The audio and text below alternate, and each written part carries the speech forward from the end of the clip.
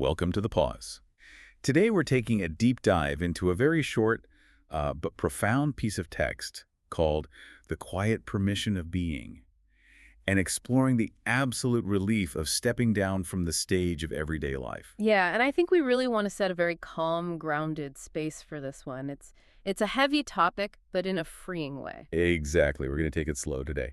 So, looking at the text, the opening line really anchors everything we're about to discuss. It simply says, you don't owe the world a performance. That word "owe" is doing so much heavy lifting in that sentence. It really is. Because it implies a deficit, right? It Yeah. implies that the moment you wake up, before you've even gotten out of bed or had your coffee, you are somehow already in social debt. Right, you wake up and you're immediately curating your facial expressions or monitoring your tone of voice, managing your energy levels just to meet the expectations of your partner, your boss, or, a stranger at the coffee shop. You're paying off an invisible debt. You are. But I'm curious, is this just a modern feeling, or is there actual psychology behind why we feel the need to do this? Oh, it's deeply embedded in our psychology and sociology. Looking through our research notes for this deep dive, this isn't just a poetic observation. The sociologist Irving Goffman actually coined a term for this back in 1959. Oh, wow, okay. Yeah, he called it dramaturgy. His entire theory was built on the idea that human life is, quite literally, a theatrical performance.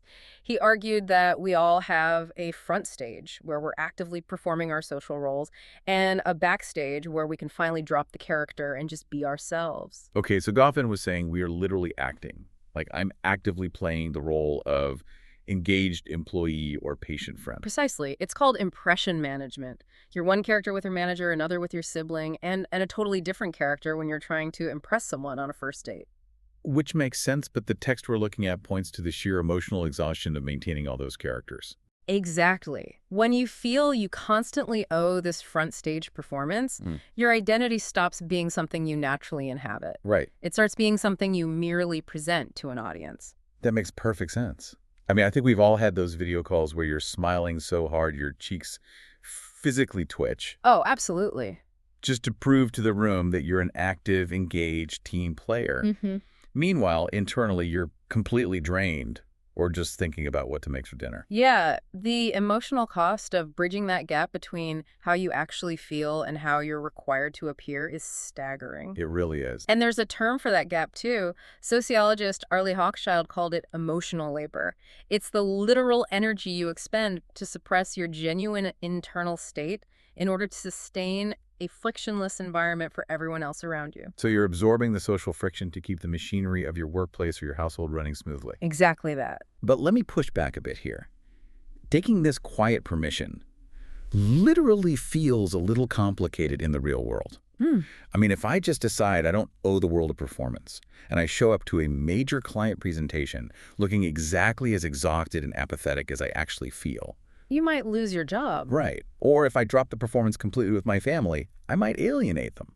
How do we balance this idea of not performing with our actual tangible responsibilities? That is an incredibly important distinction to make. The text isn't advocating for dropping your responsibilities or becoming antisocial. Okay. It's about untangling your internal identity from the external performance. You might still have to smile on that video call to keep your job. That is just a reality of navigating society. The front stage. Right. But the burnout comes from believing that the smiling, highly productive avatar on the screen is the totality of who you are.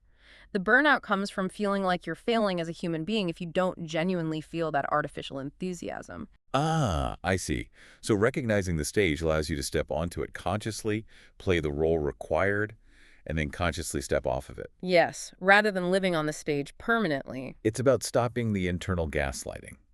You can do the required action without forcing yourself to genuinely be the required action. Exactly. Which brings me to a question for you, listening right now. Where in your life do you feel like you're on a stage, reciting lines you didn't write?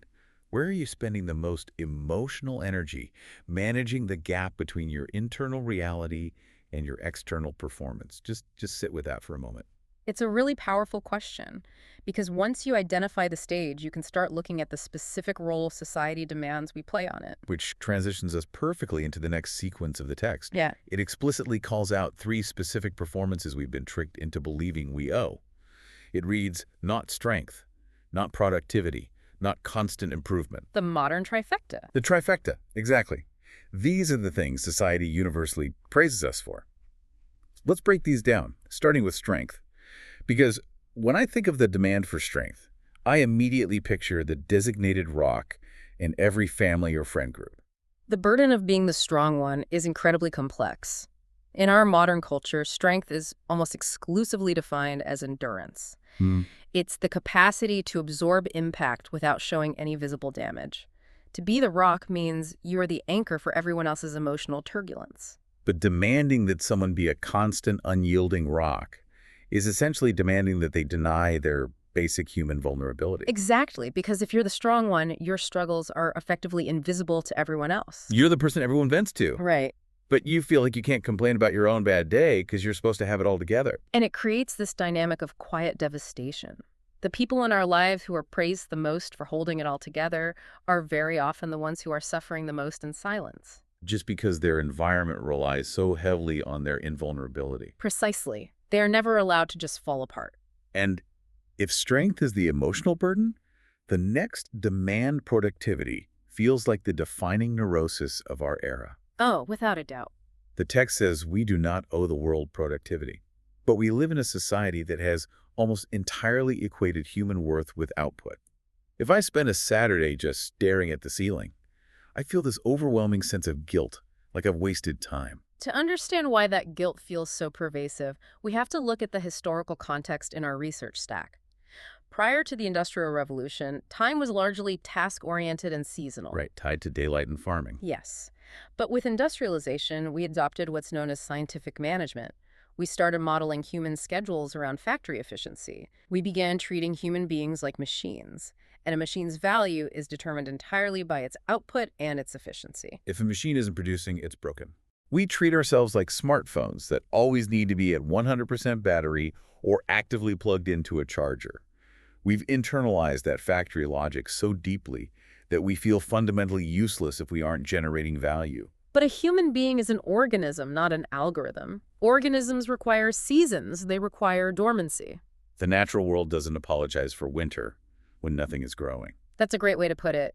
When you feel you owe the world productivity, you are constantly evaluating your right to take up space based on a ledger of what you've accomplished that day. The profound relief offered by this text is the assertion that your existence is not a transaction. You do not have to earn your right to rest by hitting a quota first. No, you don't. Which bleeds directly into the third pressure, the demand for constant improvement. We're living on an exhausting, never-ending treadmill of self-optimization. It is wild how pervasive this is now. It really is. You can't just have a relaxing hobby anymore. Society tells you it needs to be monetized into a side hustle. You can't just read a novel for fun. You need to read a biography of a billionaire at 5 in the morning and take a cold plunge to optimize your dopamine levels. We treat ourselves like perpetual renovation projects. And the psychology behind that toxic optimization is fascinating and honestly a little dark. The pressure to constantly improve implies that your current resting state is inherently unacceptable. Wow. It fuels a billion-dollar self-help industry predicated on your perpetual dissatisfaction.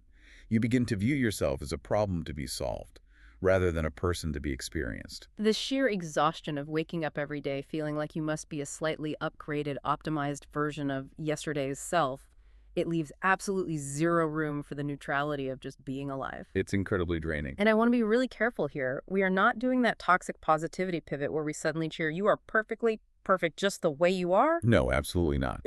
We are strictly avoiding the motivational cliches today. This isn't a bumper sticker. It's much more grounded and, frankly, heavier than that. We are holding space for how genuinely tiring these societal demands are. Yeah, it takes a massive toll to be strong all the time. It's draining to operate as a machine of productivity. And it is exhausting to constantly audit your flaws for improvement. It's not about replacing a negative judgment of yourself with a forced positive affirmation. So what is it about? It's about removing the metric entirely. It's the radical neutrality of stepping off the scale and deciding that for a moment, you aren't going to measure yourself against anything at all. So another reflective question for you listening. What would it feel like to go an entire day without trying to fix, optimize, or improve yourself?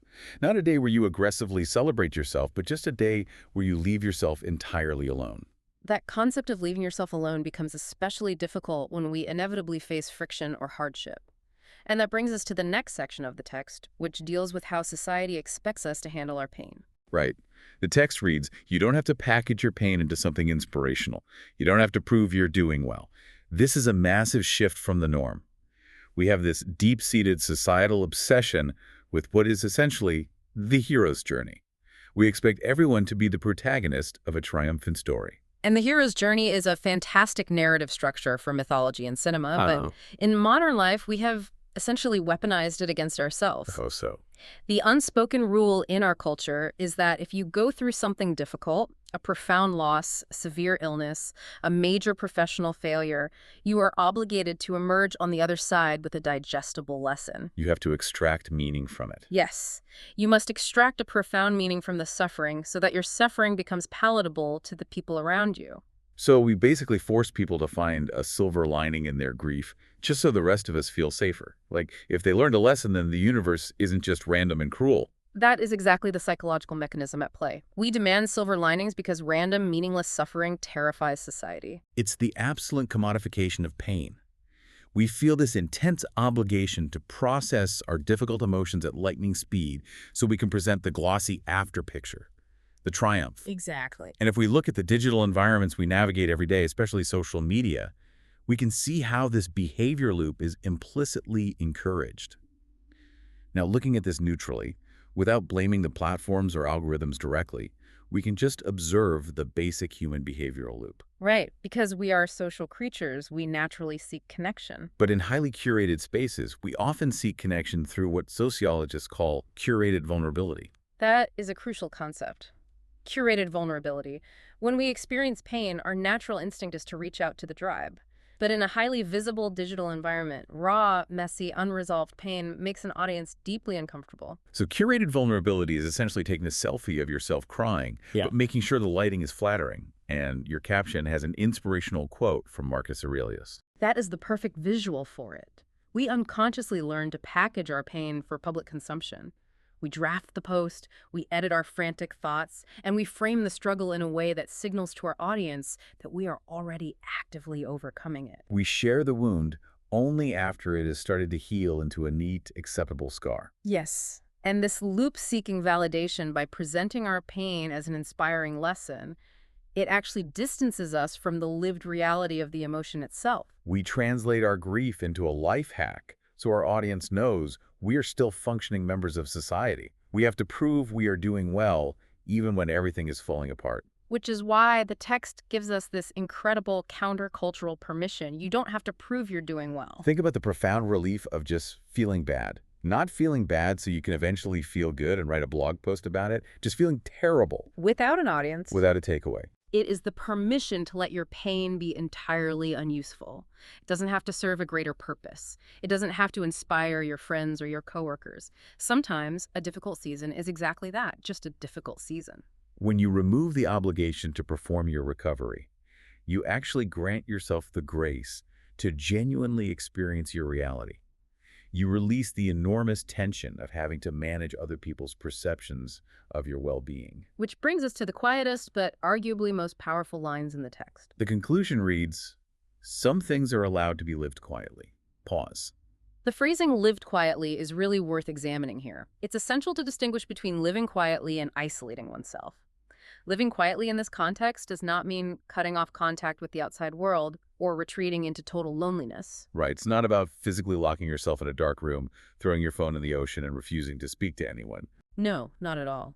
Quietly here means experiencing a part of your life without an external metric. It means navigating a feeling, a life change, or a struggle without needing an audience to validate it. And crucially, without having to explain it to anyone. Exactly.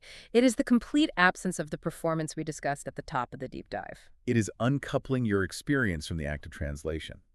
When something happens to us, or even when we're just having a weird day, the immediate impulse is usually, how do I explain this to my partner? Or what do I tell my friends in the group chat? What is the narrative here? We spend so much cognitive energy translating our internal state into a language the outside world will accept. Living quietly is the radical act of saying, I don't need to translate this today. It's going for a walk without a podcast. It's having a bad day and just going to sleep without needing to text 5 people to dissect why you feel off. And in doing so, you reclaim your own psychological space. You aren't constantly generating a narrative for external consumption. You are simply residing within the experience, allowing it to remain entirely yours. There is a deeply stabilizing power in having parts of your life that belong only to you, unnarrated and unperformed. There really is. So I want to ask you, the listener, one final question to carry with you. If you didn't have to explain your current struggle to anyone, if you didn't have to find the words to justify why you feel the way you feel today, how would the weight of it change? Notice how much of the burden comes not from the feeling itself, but from the perceived obligation to articulate it, manage it, and perform it for others. Some things are allowed to be lived quietly. Pause. Let's actually take a moment to let that instruction echo, Yeah, to let the mental chatter drop. just a few seconds of actual quiet, Right. Just breathe here. just stillness. As we bring this deep dive to a close, let's trace the journey we've taken through the notes and sources surrounding the quiet permission of being. We started by looking at the heavy debt of performance, the sociological reality of dramaturgy, and the realization that we do not owe the world a curated front-stage version of ourselves. We dismantled that exhausting modern trifecta, the demands for unyielding strength, relentless productivity, and constant self-improvement. And we explored the immense relief of refusing to commodify our pain. The realization that suffering does not need to be packaged into an inspirational narrative, and that you are under no obligation to prove to anyone that you are doing well. We anchored ourselves in the quiet, that profound space where you can experience your life without an audience, without a metric, and without explanation. It all comes back to stepping off the stage. Yeah. So I want to leave you with a spacious, unresolved thought to explore on your own.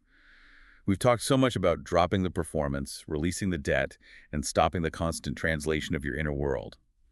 But if you truly drop all of that, if you strip away the expectations, the productivity, the need to be strong, and the urge to explain, what is left in the quiet? What does your presence feel like when it is entirely unnarrated? Don't rush to answer it. Yeah, don't try to fill the space with a new definition. Just let yourself sit in that undefined, quiet reality. You've been listening to The Pause, and we'll be back at 8 a.m. tomorrow.